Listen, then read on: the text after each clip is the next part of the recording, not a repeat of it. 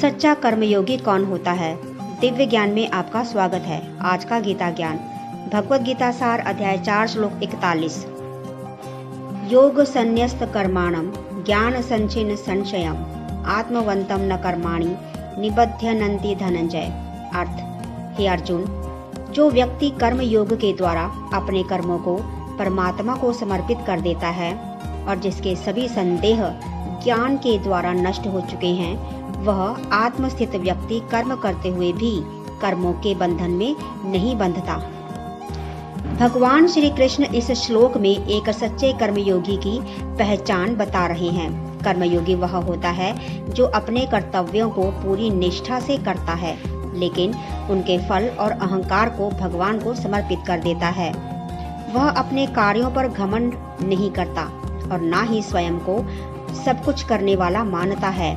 उसके लिए कर्म पूजा के समान होते हैं। श्री कृष्ण बताते हैं कि ज्ञान प्राप्त करने के लिए मन के संदेहों को दूर करना भी आवश्यक है। यदि मनुष्य हर समय शक और भ्रम में ही उलझा रहे तो वह कभी सही निर्णय नहीं ले पाएगा और ना ही जीवन में आगे बढ़ पाएगा।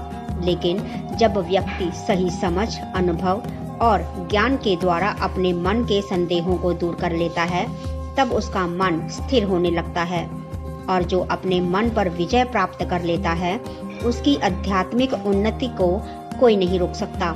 ऐसा व्यक्ति कर्म करता है लेकिन कर्मों में फंसता नहीं। वह संसार में रहते हुए भी भीतर से स्वतंत्र रहता है, क्योंकि उसके कर्म स्वार्थ, अहंकार और फल की इच्छा से नहीं, बल्कि कर्तव्य और समर्पण की भावना से प्रेरित होते हैं।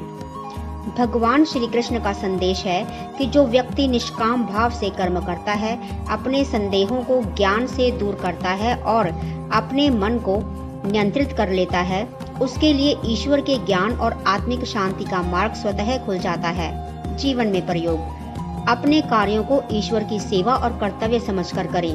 कर्म के परिणाम की चिंता करने के बजाय कर्म की गुणवत्ता पर ध्यान दें। ज्ञान प्राप्त करके अपने मन के भ्रम और संदेह को दूर करें। सफलता या असफलता में स्वयं को अत्यधिक ना जोड़ें। संक्षिप्त सार: कर्मयोगी वह है जो अपने कर्तव्यों को पूरी निष्ठा से निभाकर उन्हें भगवान को समर्पित कर देता है और अपने कर्मों पर अहंकार नहीं करता। जो व्यक्ति ज्ञान के द्वारा अपने संदेहों को दूर कर लेता है और अपने मन पर विजय प्राप्त कर लेता है, वह कर्म करते हुए भी कर्मों के बंधन में नहीं बंधता और ईश्वर के ज्ञान तथा आंतरिक शांति को प्राप्त करता है। धन्यवाद। फिर मिलते हैं अगले श्लोक की व्याख्या के साथ। जय श्री कृष्ण। श्री शिवाय नमस्तुभ्यम।